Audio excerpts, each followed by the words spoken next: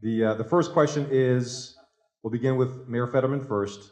To be an effective governor, or as we'll speak of later on, hopefully upgrading the importance and the duties of the lieutenant governor, among the skills needed is executive leadership experience and skills.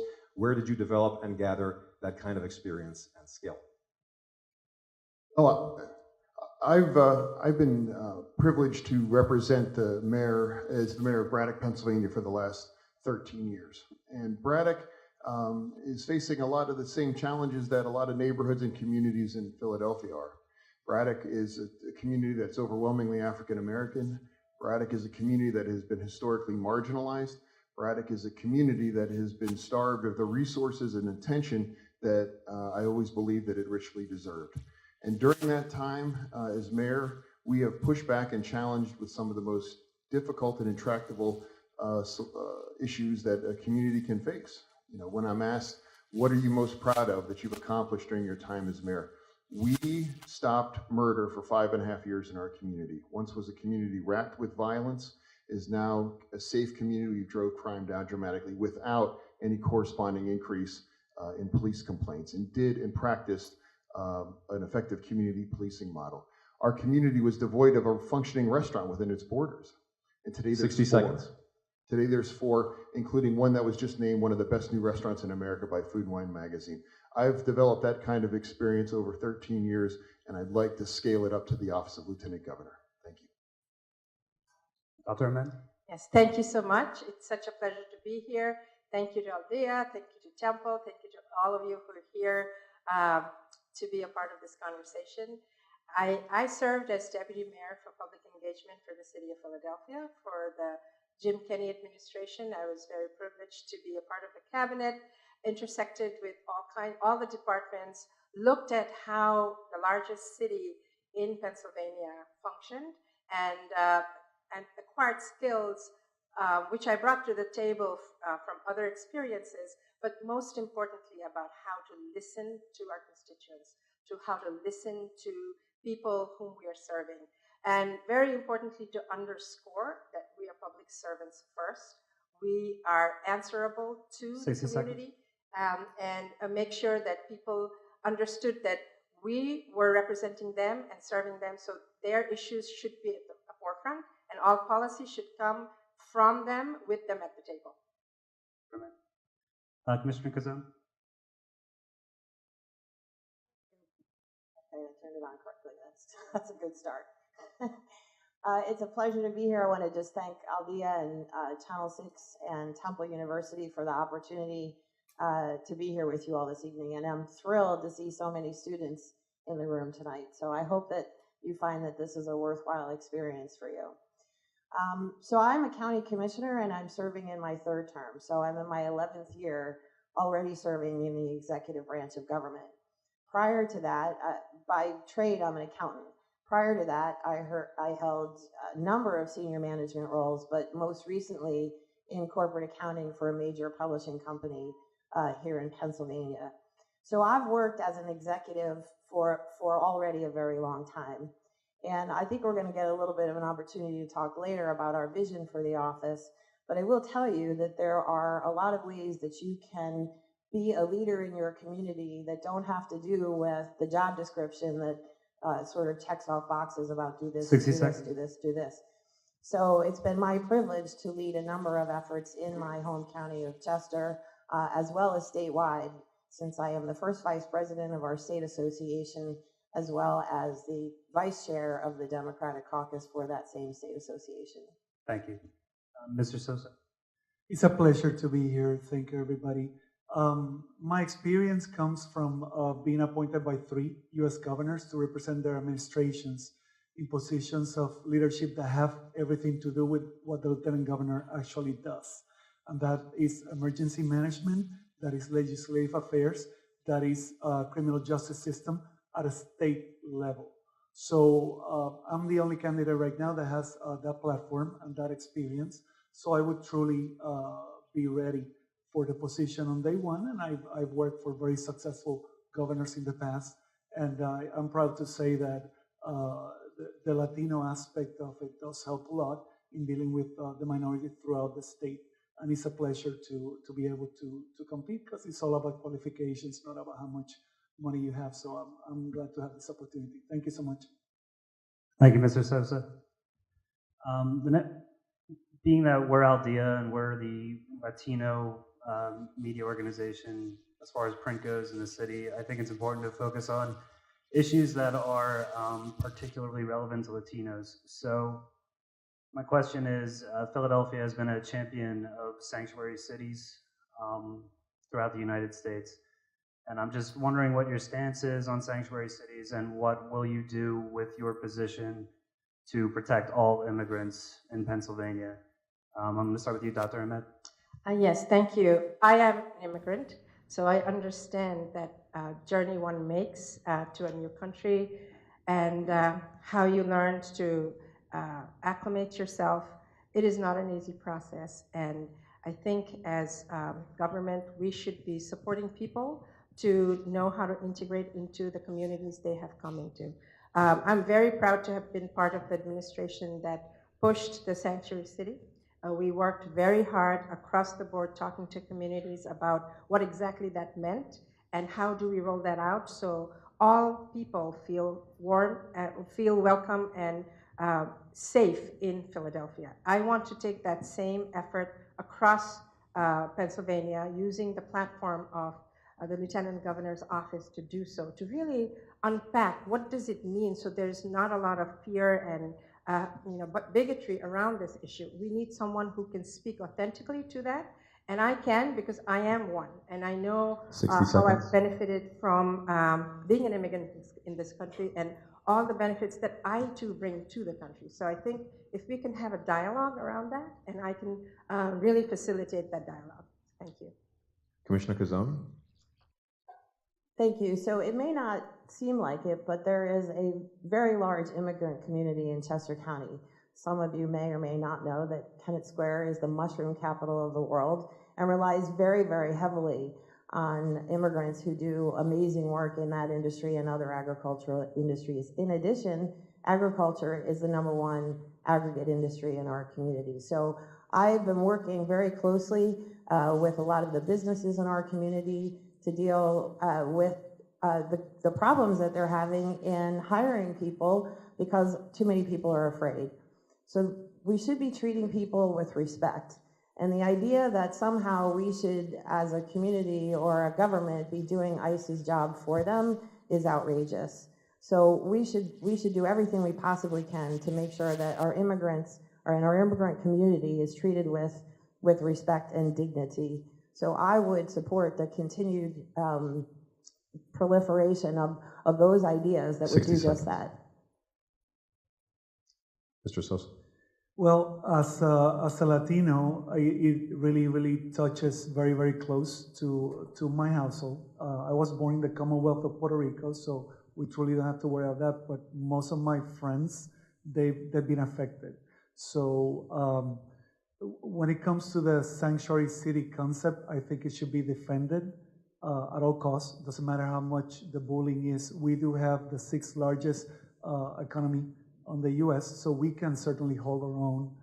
I don't think we should bend to the pressure of the federal government. I think we should protect our immigrants because they made America what it is right now. And I think we should offer the dreamers a way to legalize their status, and that's also a whole different aspect of it. But I'm all for sanctuary cities, and we should expand the concept if we can. You know, I'm a big supporter of sanctuary cities. When I ran for the U.S. Senate in 2016, I was asked by Chris Hayes on MSNBC, you know, your wife's family broke the law. You know, how do you feel about that? And my wife, who's in the audience today, is a former dreamer. And when her family came, and I said, you know what, Chris, I'm so glad that their family did, because I wouldn't have the incredible family that I have today if they didn't have the courage to do that. We are never more un-American when we are persecuting the Americanness of immigrants, and it's outrageous. And it's despicable that we have a family detention center here in our own Commonwealth in Berks County that imprisons children along with their parents. And we need to step up. We need to stand up for immigrants in this Commonwealth. And I want to be that lieutenant governor to be able to say, the second lady of Pennsylvania is a former dreamer, and I stand with you, and I stand for the safety and security of immigrants, because immigration is what made this country great. Thank you, Mayor. Next question here is, in light of the recent political climate, does character matter? Or does it only matter if you vote the way a certain block of voters cares about you voting, whatever office you hold? We begin with Commissioner Cazone. Character does matter, and it matters a great deal. And I think that people should vote for the person that they believe will most likely represent their interests. I am the minority in the Board of Commissioners. There's 3 commissioners, the 2 Republicans and myself. Despite that, I was elected vice chair of the board in 2011 because I earned the respect and the trust of my colleagues on the other side of the aisle. It doesn't mean that we all agree. In fact, we have disagreed on occasion, on and off. We don't make it personal. We respect each other. We treat each other with respect. We debate our hearts out, and it either goes forward or it doesn't. But I have never once compromised the principles and the values that I believe in just because I didn't want to lose a vote. So I think it's really important. I think character absolutely does matter. Mr. Sosa? Character is actually crucial. I've been fortunate enough to be in appointed positions in big committees statewide for 14 years of my professional career, and character is your actual currency. It's what people believe. That's why they named me a chair 3 times for huge committees that deal with everything from a criminal justice system all the way to hospital abuse and neglect. So if your words do matter, and we all know what happens when you vacillate and you go with whatever the voters tell you to do. People have to trust that what comes out as information from you is trustworthy and is truly what is best for the community, and that goes with the experience. Thank you. Mayor Fetterman? Character absolutely matters. It seems to, at least in my opinion, matter less to the other side of the aisle, given who occupies the White House and some of the ethical challenges that our current president is facing. And I personally have bristled at how unjustly that same apparatus judged President Obama, who I believe was an extraordinary president, and criticized him for playing golf while Mr. Trump plays golf every other day, it seems. Michelle Obama's dress, without the sleeves was a scandal, and I won't drag this audience through the scandals plaguing the Trump administration. So I think character absolutely does matter, and it's upsetting to me that the people of color, like the presidents, Obama's, have been judged by a different standard of what exactly that means. And you see that's never been in more stark relief than under the current administration.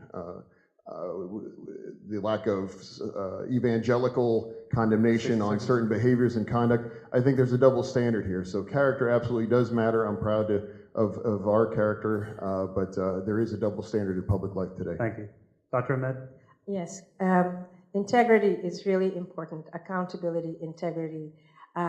When I was the president of the local chapter of NOW, National Organization for Women, we brought the fight to the DA's office, the then DA, who was harboring 3 ADAs who had come from the state Attorney General's office and were involved in something called Porngate. And we pushed City Council, the women first, and then the entire City Council who passed a resolution to say that we can't have prosecutors who thought so little of women, of people of color, of LGBTQ folks, to sit in judgment and decide which cases they were going to prosecute. We really put a lot of sunshine into this issue, brought it to the attention of the state legislature, and then now we have the whole Me Too movement. We have to hold people accountable, especially those who are sworn to serve the public. And that level of integrity, we have to be watchdogs for that as well. So I look forward to working with our communities across Pennsylvania to make sure that the level of trust that is needed is engendered by the work we do. Thank you. Thank you. I'd like to ask about the opioid crisis. As you all know, it's something that has devastated much of Pennsylvania. large Latino community here in Philadelphia, we're considering implementing safe injection sites to deal with the problem. And I'm just wondering what you think the best approach to addressing the opioid crisis is and how you intend to use your platform as Lieutenant Governor to implement that. And we'll start with Mr. Sosa. Well, I am very, very glad that I'm a big admirer of Governor Wolf, and I think he's doing spectacularly well. And I'm very, very glad that he declared the opioid addiction actually an epidemic, because it puts it directly in what the Lieutenant Governor does. So that's where my past experience comes in. I do think that it assigns an incredible amount of funding to make a real difference that couldn't be made before. So that's where the leadership comes in. I do think that the injection sites, the needle sites, is a good idea. We need to see where that takes us. I do think that the funding to do clean halfway housing is there now. So we can actually change the traditional neighborhoods where people were recovering. And there's a lot more efforts being done right now regarding control of inventory control. Right now, there's no liability. 60 seconds. They could just prescribe however many they want. So that ends right now. Thank you. Thank you. Mayor Fetterman.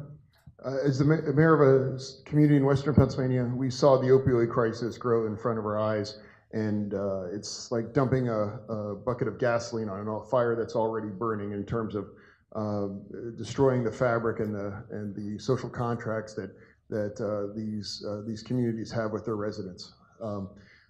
Last summer, we had a woman inject and then drive off from a parking lot in our community, and she left behind her 7-month-old baby in the car seat. She was that high. We took the child to the police station, and my wife came down and bathed the baby, changed the baby, fed the baby, and not a day has gone by that I haven't thought about what kind of life that child has.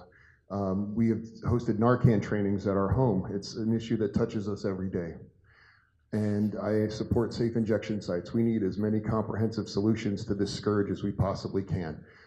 We can't arrest our way out of it, but I also think it's disappointing that the crack epidemic, it's only when people of color were having the issues we wanted to arrest our way out of it. Today, we're getting the help that we deserve, but it's a shame that it's taken this long in the disparity. Thank you. Dr. Ahmed? Yes, I do think, just following up on what Mayor Fetterman said, it's critical that while we look at the current opioid crisis as a public health crisis, we must acknowledge that mistakes were made when the crack epidemic happened. The fact that there's a truth and reconciliation process that must occur. So the people who were hurt by that epidemic need to be acknowledged. And there's still issues that need to be dealt from that epidemic that we should look at, and look at funding for that as well. For the opioid crisis itself, I think it's critical to also look at the communities that have suffered, like Kensington. Why are open drug markets in that neighborhood and not in Chestnut Hill? That is a resource allocation issue. So when someone from here calls the police, what is the response time as opposed to someone from Chestnut Hill calling the police? So we have to, that is an issue that we as a government must struggle with, and say that all communities need our resources, and we must be equitable in that resource allocation. Thank you. Commissioner Kazan? So it's an awful, awful issue that affects so many communities and families. And the reality is that it is certainly a problem for the person who is addicted, but the snowball effect on the families of those folks is putting a lot of strain on all of our other systems. Look, this is not a one-size-fits-all solution. We understand that at the county level. We're where the rubber meets the road, where the services are provided. We have to look at all options. So I know there's a debate about medically assisted treatment. There's a debate about needle exchanges. There's a debate about a lot of other ways. But what we need to do is solve the problem of the individual addict. Not every addict is gonna respond to every kind of treatment. We need to make sure the treatment is available for all of them in the way in which it works for them.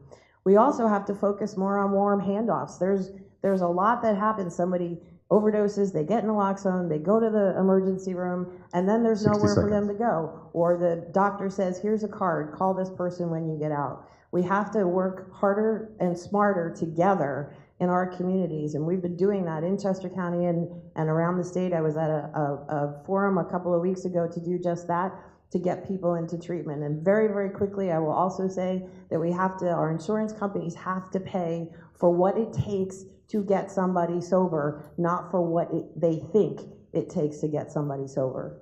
Okay, thank you, Commissioner.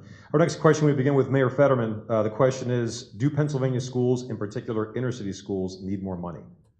They absolutely do need more money. Our school district struggles with the unfair funding formula, and we in this society have to demand, I think, quality education is a basic fundamental human right, and it should be that way in this Commonwealth. And the other party, the Republicans, are actually campaigning on this idea, saying it's not guaranteed in the Pennsylvania Constitution, so why should we worry about it? And that's absurd. Representing a community of color and seeing the enormous disparities that it puts up, it's disheartening to say the least. But it also is a reflection of just how unequal our society is as a whole. And until we can make our society more just and less inherently unequal the way it is, these kind of wildly divergent outcomes are going to continue. I applaud Philadelphia with the soda tax, providing universal pre-K for all the children across the city. I think that's an outstanding idea. I think we need that kind of innovative approach. I think we need a commitment across the state to make sure that the resources that have been starved, resources 60 districts like seconds. my own, get the appropriate funding that they need. But we take steps collectively as this Commonwealth to make us a more inclusive and less unequal society.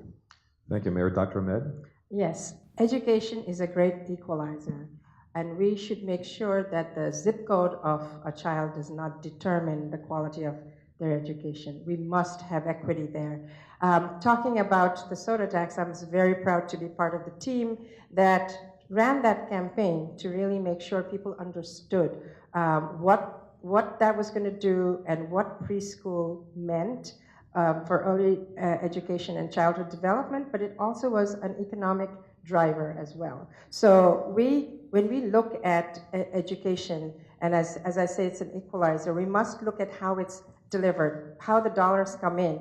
I want community at the table to understand what a formula fund is, what are the factors that go into it, so they understand when the budget is put together, how are they getting their dollars in their community. So my role is going to be the advocate to explain and get them to the table so they can then advocate for more dollars for their communities, for their school districts. Thank you.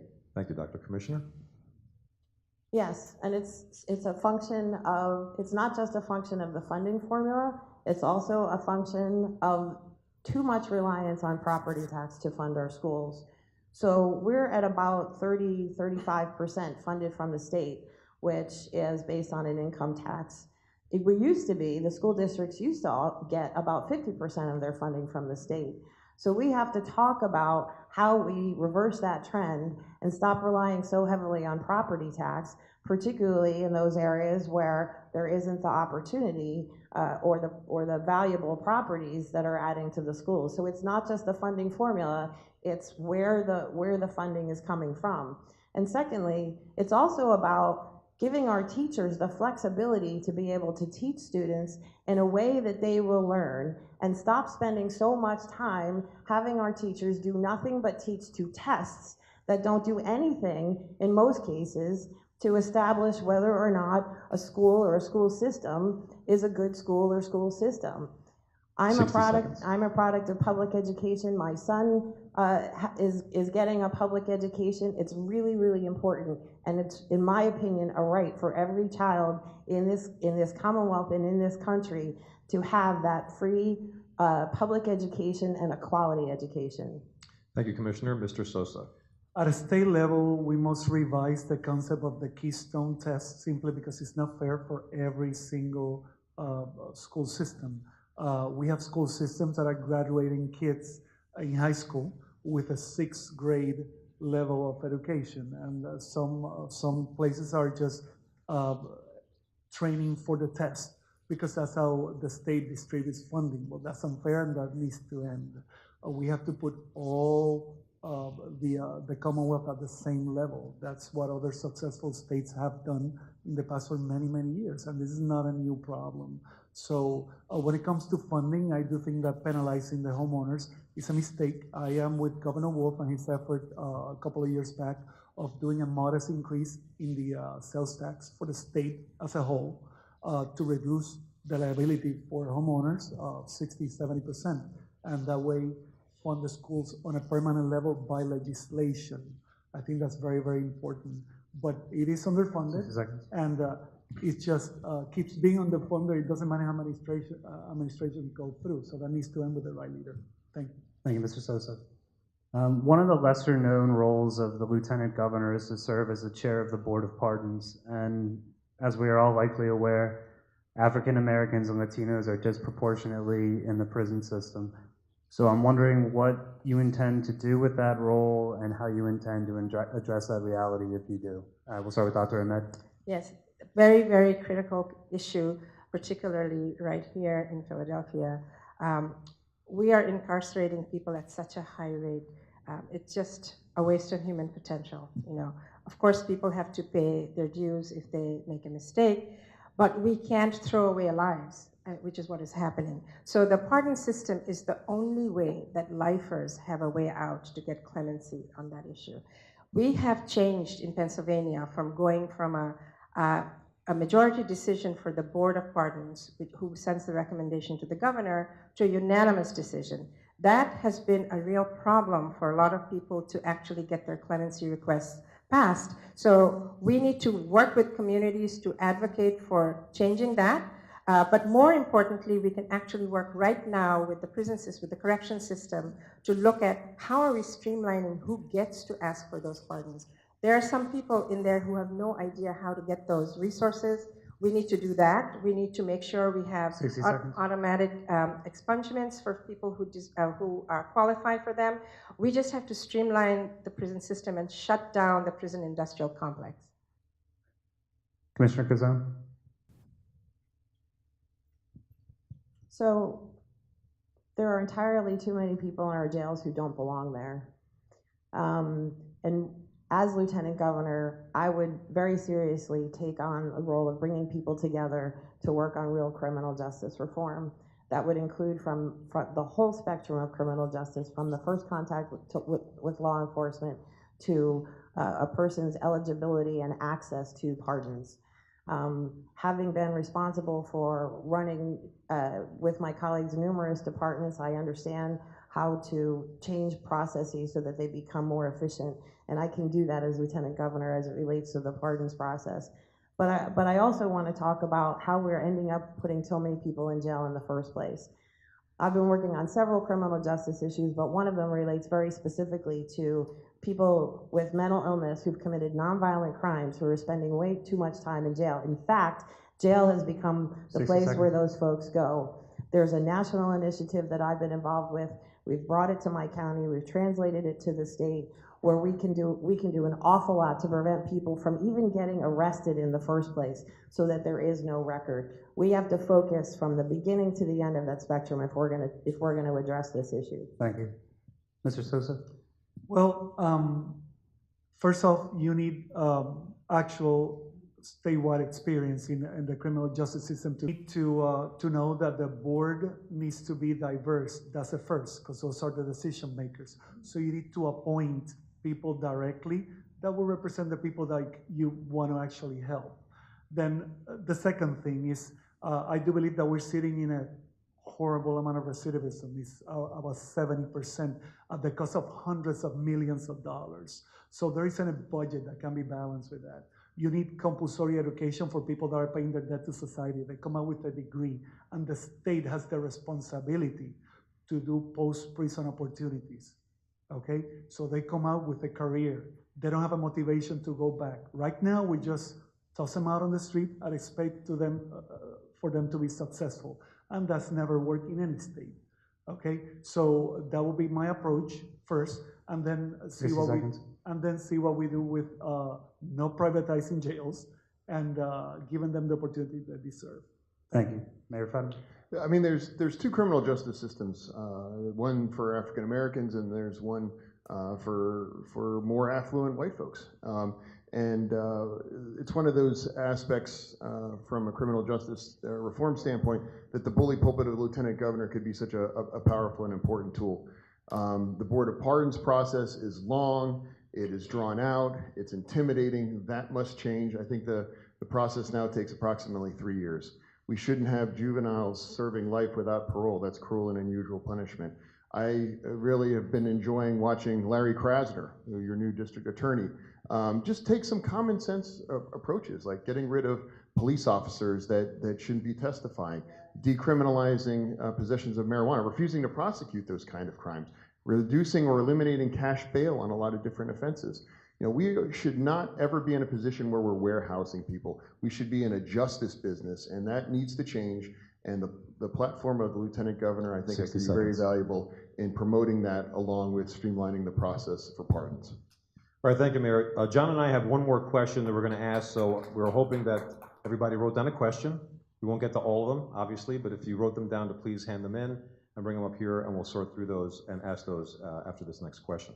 But this is the final question. We'll begin with Commissioner Kazome, and the question is, Pennsylvania is facing a huge budget deficit. Should we raise taxes, or is there a better option? So Pennsylvania has a revenue problem. That's a fact. For the last several years, the budget has been short $2 to $3 billion. And while the legislature has been cutting and cutting and cutting and cutting, particularly funding that goes to counties to provide services for the most vulnerable people in our communities, we, as taxpayers, whether we're paying income tax or property tax, are caring for those people in the most expensive ways possible. So we have to address the revenue side of the equation. We need to have a severance tax. We have an asset in our Commonwealth that this Commonwealth is getting nothing for. In many instances, that product is being shipped overseas for use overseas. It's not even being used in the Commonwealth of Pennsylvania. We can look at sales tax, but we have to be very, very careful about sales tax, because some of the proposals are proposing to expand sales tax on things like clothing and food, which would adversely impact the most vulnerable people in our communities. And yes, we do need to talk about taxes based on people's ability to pay. And the only way that can happen is through an income tax. There has to be a combination of all those things. I will not leave here being called a tax and spend liberal. I will leave here being called fiscally responsible, because every budget the Republicans have tried to pass the last 3 years has been fiscally irresponsible. You're taking liberties with our 60-second rule. Mr. Sosa? Well, state economies work just like a household, just at a largest level. So if you have things that are bleeding your money, you need to close them first before you start cutting services. So we have tax loops that need to be closed. We have things like the Delaware tax loop. We do need a different mix on the decision makers at Senate so that we can tax our natural resources. Right now, with the mix that we have, it's an impossibility because they'll never vote. Right now, it's just a suggestion. You have to force them through legislation. And that's where we need to work on our mix up there. But we're not taxing appropriately. We're allowing a lot of corporations to get away with incredible amounts of subsidies. And we need to put our house in order before we start punishing our own people. So I do think that's how state operates, and it's like operating a successful business. Shut down the faucet of money and make sure then you repair what needs to be 60 repaired. seconds. Thank you. Thank you, Mr. Sosa. Mayor Fetterman? You know, asking a politician, should we raise taxes, is like asking Dracula, would you like some garlic, you know? But I'm going to have the courage to say that we probably need to. You know, do you want better schools? Then that costs money. If you are tired of hitting gigantic potholes, you know, we probably need more money to fix that. One of the things that I definitely know we need to do is we need to be legalizing marijuana, recreational marijuana in our state, and taking it out of the shadows, removing the unjust prosecution of people of color using it, and use that revenue for whatever it is the state we decide to do. I mean, there's still low-hanging fruit, and that also goes with an extraction tax for shale. Should we make these investments in our infrastructure and our people? Absolutely. Could that involve raising taxes? Absolutely. But we are leaving money on the table as a Commonwealth, and that needs to stop. And I would want to champion those things if I was your next Lieutenant Governor. Thank you, Mayor. Dr. Ahmed? Yes, so we have an unfair taxation system right here, and we are very regressive in how we tax Pennsylvanians.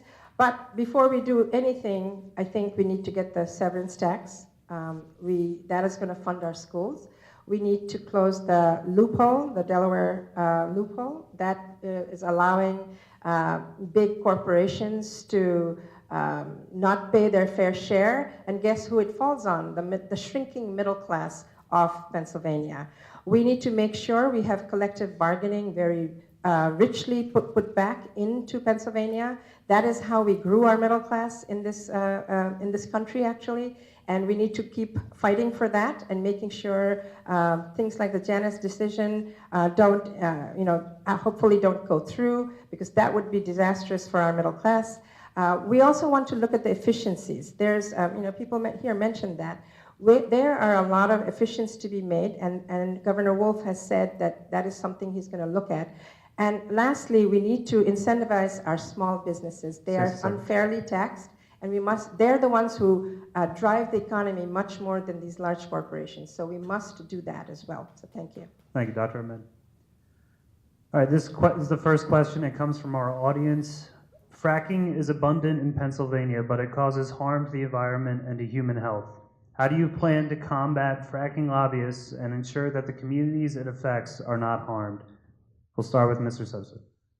I do think that fracking is an industry that if it were just being developed right now, it could be more easily controlled. However, you have 65,000 families that depend on that.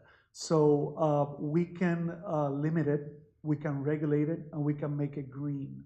Now, there is business goes where money is. So if at a state administration level, you put the right incentive for them to migrate to green energy, they're going to migrate. Right now, there's none, and they're getting our resources for free, so there's no motivation to develop it. But I do think that fracking needs to be limited, taxed appropriately, and made as green as you possibly can. Because for every job in there, 5 extra jobs get created. So it's a massive part of our economy, and it is what it is. Thank you. Mayor Fetterman. Fracking is an established part of the Pennsylvania energy economy and portfolio. I do not support its expansion. I don't support it in areas like our national forests. I don't support it in untouched green areas and places like that. Most importantly, if we are the Saudi Arabia of natural gas, we need to have the most comprehensive and extensive environmental controls, and we currently don't have that under the current environmental protection. We need to have the best environmental controls to make sure that the environmental impact is at a minimum. And most importantly, if this is going to be our resource that's extracted, we as the state need to tax that, and we need to have the tangible benefits of that industry of producing the revenue in order for us to use that and reinvest it in whatever we as a Commonwealth choose to. Sorry about that. Dr. Ahmed. Yeah, okay, that's fine. I was just talking to some students here who are environmentalists, and as a scientist, I'm deeply concerned that we are not moving and transitioning from fossil fuel-based economy. We need to do that, but we have to be thoughtful. We have people who are engaged in that industry. Every time we do some investment in our clean energy resources, we must have a workforce development piece that brings along workers who are in that industry. We have something in the budget called the alternative portfolio, energy portfolio. That determines how much in X year will the budget support to change to clean energy. We need to increase that number because that will drive the investment. The government sends the signal where we're investing our dollars, and that's how entrepreneurs come in to make sure that we can then drive that industry. So it is critical that we do this because there's a social justice piece associated with this. the places where these pipelines are going through, these are destroying neighborhoods. And when we look at just the oil refineries in South Philadelphia, the asthma rate, the pollution that comes out is really a problem.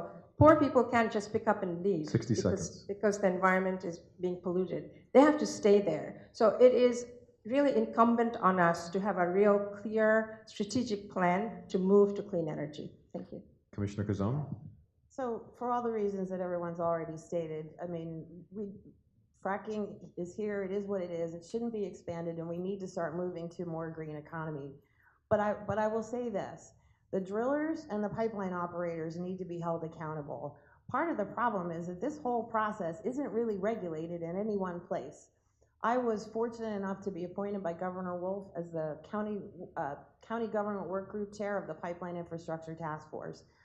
The pipeline that some of these folks are talking about goes right through my neighborhood. But Chester County, 700 square miles, we have over 600 miles of pipeline. I've been involved in this issue since 2008. Nobody's held accountable. The DEP doesn't have enough resources. The accountability rests mostly with the federal government, sometimes with the DEP, sometimes with the PUC, and we have to be able to pass legislation that allows our communities and our residents and our citizens to 60 decide seconds. what happens in their communities. There is the Pipeline Infrastructure Task Force report is already out there, and if I'm elected your next Lieutenant Governor, I will make sure that the recommendations in that report start to get some traction. Our next question from the audience is, what is your position on redistricting reform, and do you support an independent citizens commission similar to the one in California? Mayor Fetterman. When politicians pick the people instead of the people picking the politicians, that's when you have a lot of troubles and issues. That's when you have the hyper gerrymandered districts. I was elated with the congressional redrawing of the districts because finally we are going to have the true will of Pennsylvania voters. And many people don't know that in 2016, had that new map been in place, Republicans still would have won 10 seats versus the Democrats 8. And you know what? The Republicans still are protesting that map. And that means they don't want fair, they want it all. And with respects to redistricting, we must demand fair districts. That has to happen for state, and that has to remove the ridiculously gerrymandered state Senate and state House to represent the will of Pennsylvania. The party with the best ideas wants the most open elections, and that has consistently been, in recent memory, our party. And I'm proud to say that I support full fair districts across the board, and I look forward to seeing the will of Pennsylvania voters finally realized in this state. Thank you, Mayor. Dr. Ahmed? Yes, I support the independent commission that would do the redistricting. We just went through one. I actually was someone who was caught up in that. I was running for the 1st congressional district. That was erased because of the redistricting. However, I support it. I think that was the right thing to do. We need representation, fair representation from, and they need not to be gerrymandered looking like goofy kicking Donald Duck or whatever the 7th congressional district looked like.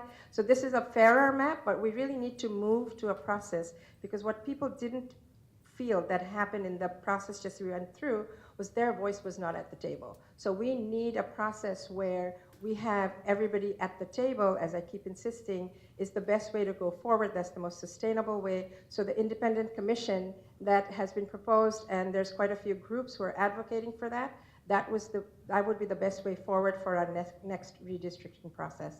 Thank you. Thank you, Dr. Ahmed. Commissioner Kazone.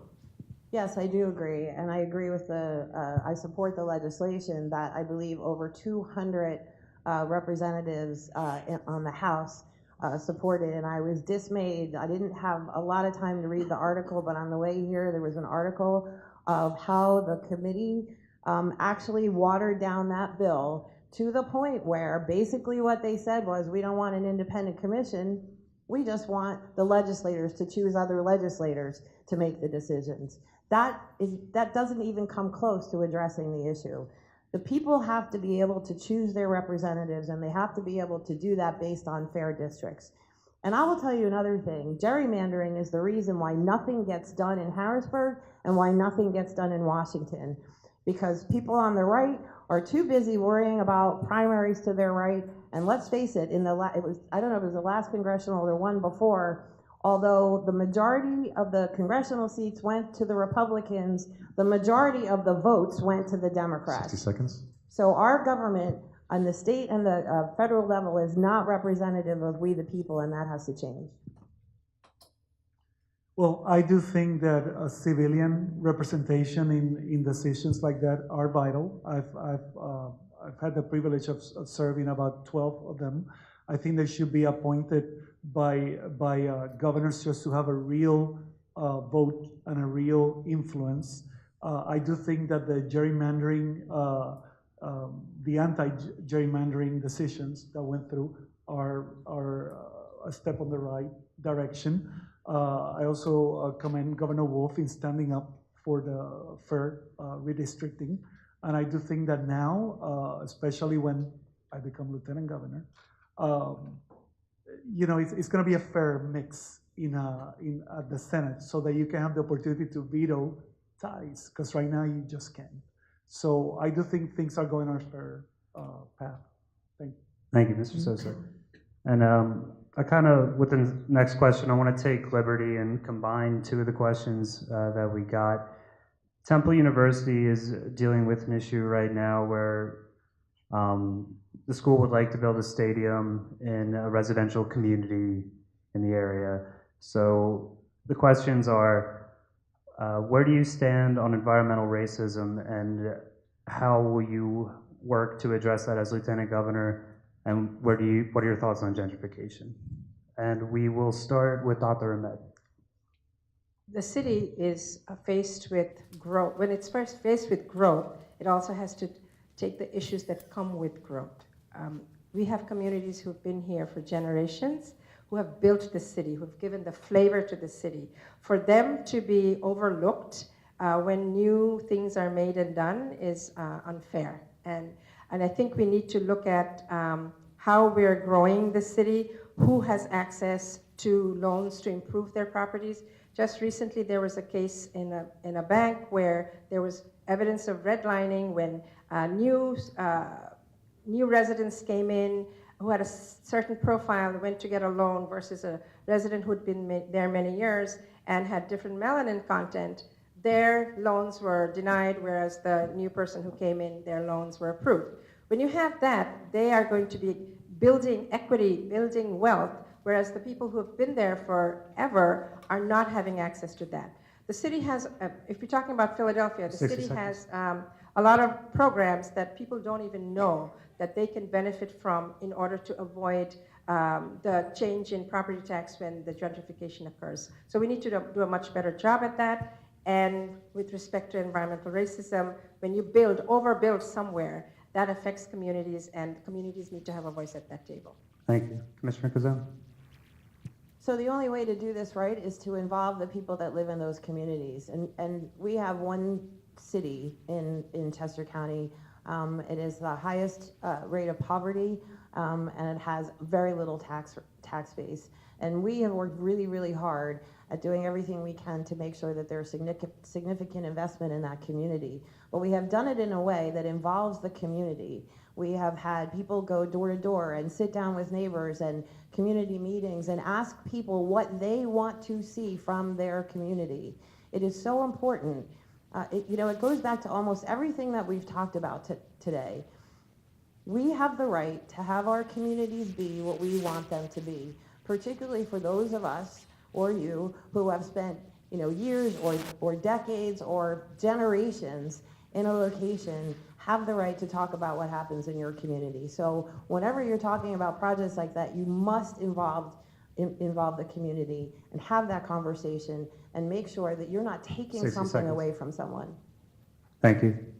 Mr. Sosa. I do think that civilian boards are a very powerful entity. I do think that we should always keep the communities in mind because a massive project like this will affect the community for 5 generations coming down. There is progress, there's no denying, but there's also a massive impact in traffic, in cost of living, in infrastructure expense. And you need to have the actual people that have been there and own property represented in an actual board that has vote, not a suggestion. so that you know what the real economic impact is. And that has to be combined with a neutral base of decision making. It can be partisan and it can be based on lobbyists. So involve the community, and there needs to be a study that's neutral. That will be my solution to it. Thank you. Mayor Fetterman. In my own community, I had to rail against what I called at the time one of the finest specimens of environmental racism that exists in the country, and that was against the Mon-Fayette Expressway, where for the last 30 years, they wanted to literally run an interstate through our community. And to me, why is it that you only want to run a highway through a poor African-American community and not a more upscale, predominantly white community, especially in a community that's already suffering from extraordinarily high child asthma rates? And you know, I was the only elected official in that region to come out against it, fight against it, and I'm delighted to say that the project has been tabled and killed. In the city of Pittsburgh, generations ago, they built the hockey arena, the Igloo, in, what do you know, a poor black community, the Hill District, and it destroyed that neighborhood and it destroyed the fabric. You have example after example of this occurring, and if the community wants it, they should build it. If the community doesn't want it, they should not build that. And we need to learn the lessons from the past, and they need to inform our judgments moving forward. And it really comes down to having the community as a seat at the table and having these decisions to be a part of it. Thank you very much, everybody. And believe it or not, an hour has passed by. That went very, very quickly. We want to thank everybody for coming out here tonight. We want to thank Temple University, of course, for hosting us. We want to thank Aldea and 6ABC for partnering together. This has been the Aldea Forum for Democratic Candidates running for Lieutenant Governor of Pennsylvania. And finally, thank you to Mr. Sosa, to Commissioner Cazone, to Dr. Ahmed, and Mayor Fetterman. Thank you very much.